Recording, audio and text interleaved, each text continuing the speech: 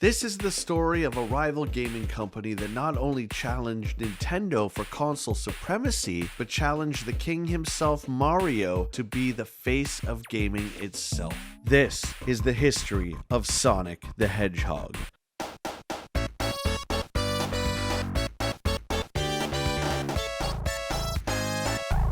Our story of Sonic starts with the Japanese game developer Sega, who in the 1980s was a dominant force in the arcades. Sega, responsible for such arcade hits as Choplifter, Outrun, and Space Harrier in the arcades, saw the impact of the Nintendo Entertainment System in North America and wanted a piece of the market. Sega decided to launch a version of the SG-1000 series, the third version to be exact, the Sega Mark III, in North America. And with a redesign, the Sega Master System was born. The system launched in 1986, pretty much the same time as the NES did nationwide. Now, it should be noted that Nintendo did release the NES to limited test markets in New York in October of 1985 and Los Angeles in February of 1986. Unfortunately, the Sega Master System wasn't selling well in North America. It didn't help that Sega themselves only had two third-party companies making titles for them at the time: Parker Brothers and Activision. Nintendo's very strict licensing agreements with its publishers meant that if a game appeared on the NES, it couldn't appear on any other console for a minimum of 2 years. This left Sega themselves doing a lot of the heavy lifting and developing with their in-house game studio for the majority of their games. Meanwhile, the NES had an impressive lineup of launch games, but one in particular was stealing the show. A plumber that could grow in size, shoot fire, and travel down magical pipes was stealing the hearts of gamers worldwide. A platforming game with warp zones, bosses, and an actual ending to the game. Sega needed something like this. A face to their brand, like Mario was for Nintendo. Sega originally had Opa Opa, the lead from their game Fantasy Zone, but needed something stronger and with a little bit more personality.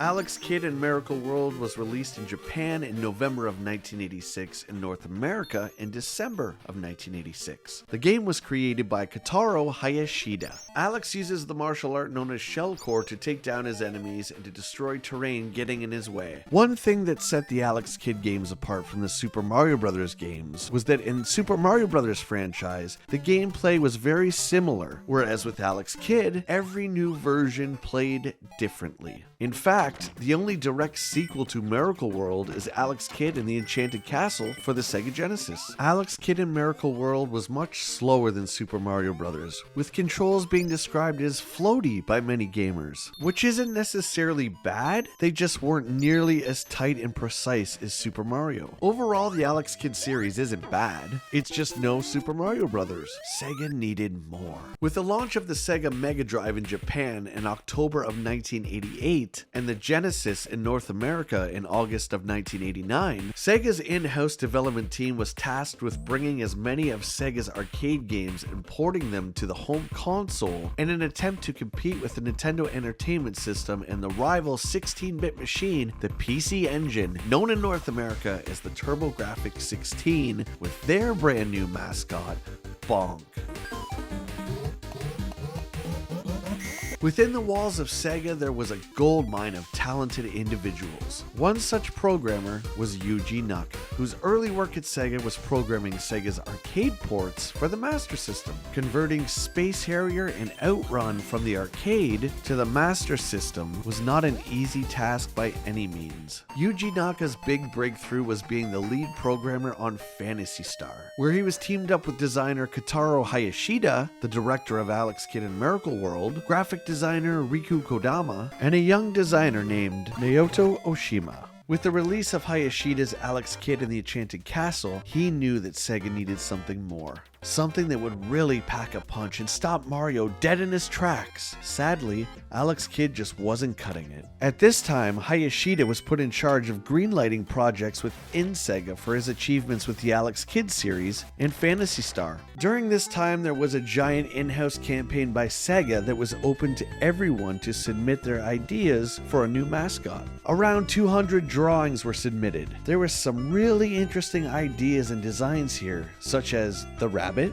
the wolf, a warrior, a clown, and a dragon boy, just to name a few. Ultimately, Oshima's drawing of a hedgehog named Mr. Needlemouse was chosen. Hayashida also looked at the concept drawings of Oshima of a platforming game with some interesting new mechanics. The concept art was created in 1989, and it featured twin brothers. Many of the level concepts were kept, but the characters were not. Oshima tweeted on X, and I quote, "I made a draft of a game, an action game about twin brothers who protect the dream world from the nightmare world's boss, 13. It evolved into Sonic." In the concept art, we can see the characters having super speed, and the loop that would eventually appear in the first level of Sonic. Naoto was making a name for himself within Sega with an impressive resume that included designer for Spellcaster, Tommy Lasorda Baseball, and the original Phantasy Star, where he met Yuji Naka. Yuji Naka was also looking to create a platformer that revolved around high speeds.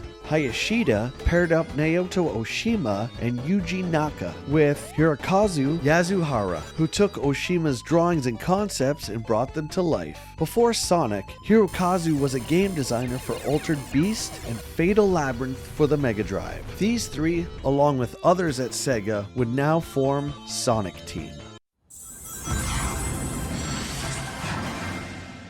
A few tweaks did need to be made to Mr. Needlemouse. The character's name needed to be changed in order to reflect his incredible speed. The name Sonic was chosen from the terminology supersonic speed. His look would also be refined. Oshima took inspiration from many pop culture icons such as Felix the Cat and Mickey Mouse. Michael Jackson was also a huge inspiration, in particular the outfit that Michael wore on the cover of the record Bad. He wanted to give those boots with the buckles to Sonic, but the dark color of the boots would not stand out enough. Oshima colored the boots red after, and I quote, the most famous character in the world, Santa Claus. Oshima also wanted to give Sonic, and I quote, American attitude. This can be seen on the title screen right off the bat, and when you leave Sonic standing still for too long, he taps his foot impatiently. Sonic's color would mostly be blue to reflect the color of Sega's logo. Oshima's origins of Sonic saw him as the lead singer of a rock band with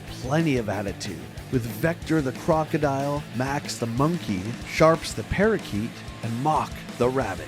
He also had a beautiful human girlfriend named Madonna. Madonna had short blonde hair, a form-fitting red dress, and she was actually quite a bit taller than Sonic was. In fact, she looks very close to a pop star who shares the exact same name. The character of Madonna didn't make it too far, as Yuji Naka thought the concept would be compared and too similar to Princess Peach in the Super Mario Bros. Series. So Madonna was cut out, as was the band. Instead, the story of Sonic would change and be simplified. It would focus on Sonic versus the evil Dr. Robotnik, and Yasuhara started designing the game's levels using many of the concepts from Oshima. A few tweaks needed to be made to Sonic in the Western world, as Sega of America, now being run by Tom Kalinske, was afraid the original design wouldn't fly in America. The edges were softened without losing any of the attitude in his face. The Japanese box art was done by Akira Watanabe. For the North American box art, Sonic was more westernized as requested by Tom Kalinske, so Sega hired Greg Ray. Greg had worked with Disney and over the years produced many pieces for Sega, including Quackshot, Aladdin, and Mickey Mania. This box art Tom felt would be more acceptable to audiences in North America.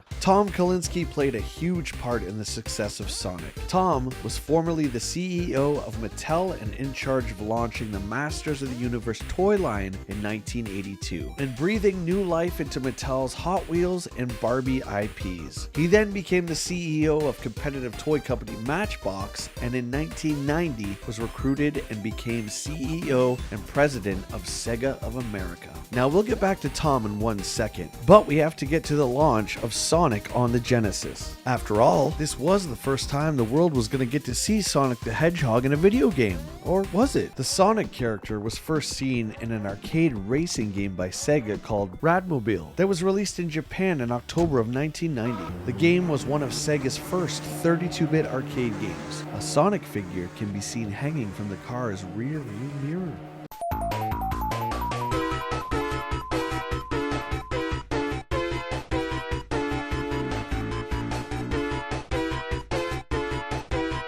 Sonic the Hedgehog launched on June 23, 1991 for the Sega Genesis.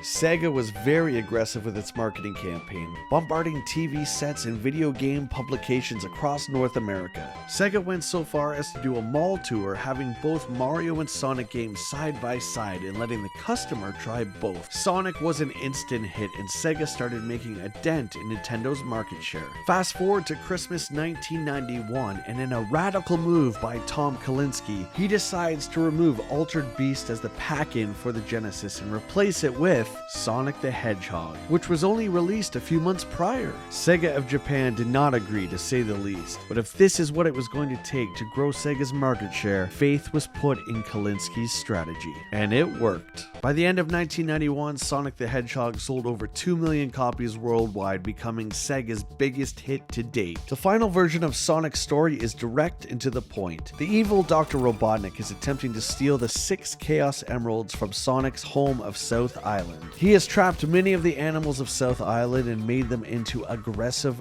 robots. Sonic must rescue the animals and protect the Chaos Emeralds at all costs. When kids and adults booted up Sonic for the first time, the differences from Super Mario Bros. Were quite clear. First off, you were greeted by the company's logo that sang to you. Sonic pops up aggressively through his own logo and starts shaking his finger at you. The graphics in Sonic the Hedgehog are absolutely gorgeous and a huge accomplishment from Team Sonic. From the sprawling greens, checkered mountains, and crystal blue waters of the Green Hill Zone, to the magical, dream-inspired, pinball-like bonus stages, to the cold metallics of the Scrap Brain Zone. Every level is unique and has a different environment. Level 1, the Green Hill Zone. The first level serves as a great tutorial that teaches you the basics of Sonic's world. Controls are condensed in Sonic and all his actions can be performed with a single button. Sonic can jump and run and gain enough speed to kick in the blast processing. He gathers rings along the way, not unlike Mario with his coins. However, what's really cool about Sonic is that you can keep taking hits as long as you have at least one ring in your possession. Because the game focuses on speed, the level timer doesn't count down, it counts up, encouraging you to play the level over and over again to beat your best time. At the end of level 1, we face the Egg Wrecker. The Marble Zone is level 2 and it's filled with marble platforms, lakes of fire, and underground labyrinths with many deadly traps to challenge Sonic. Watch out for those chain spikes. At the end of level 2, we take on the Egg Scorcher. Level 3 is the Spring Yard Zone. The challenge starts to ramp up in this zone, which feels like Sonic is in a living pinball machine. This level is dangerous and filled with multiple pathways Sonic can take. There are many leap of faith moments, and for the first time, precision platforming might trump top speed. The boss is the Egg Stinger. Level 4,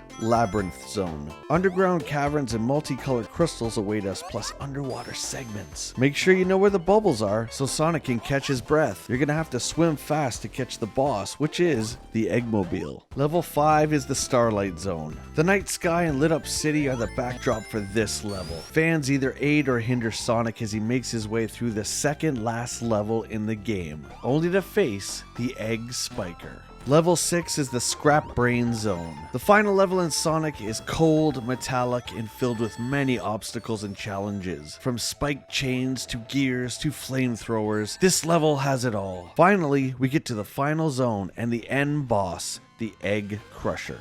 In between levels, if Sonic collects over 50 rings, a giant ring appears at the end of the stage that Sonic can jump through. This leads to a very graphically impressive fantasy pinball bonus stage, where Sonic can attempt to get a Chaos Emerald. These bonus stages are a fun addition and a great way to take a break from the normal action and enjoy some old school pinball. And if you collect all the Chaos Emeralds, it will slightly change the ending of the game. Music is such a big part of video games, and Sonic the Hedgehog has one of the most magical soundtracks ever. That's due to musician Masato Nakamura. He was chosen by Sega to compose the score for Sonic the Hedgehog. Nakamura was the bass player for the band Dreams Come True, which was formed in 1988 and still going today.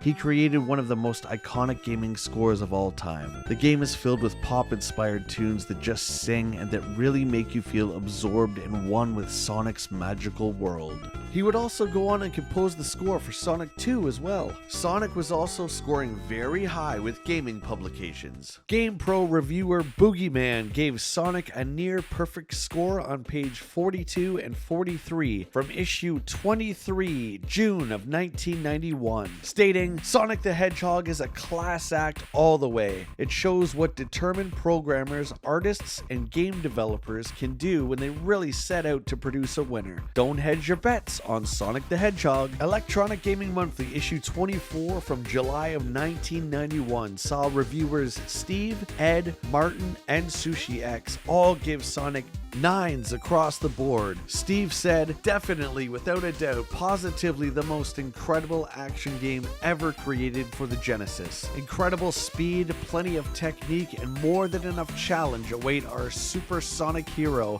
as he collects the rings and discovers hidden rooms. Excellent, excellent, excellent." With Nintendo's new 16-bit Super Nintendo being released in 1991, also with its newest Mario game, Super Mario World, the console wars reached a boiling point. Were you on Team Nintendo or Team Sega? During the 90s, there were many new mascot contenders challenging for the title of King of the Mascots, but that is a story for another time. Thank you for watching the history of Sonic the Hedgehog.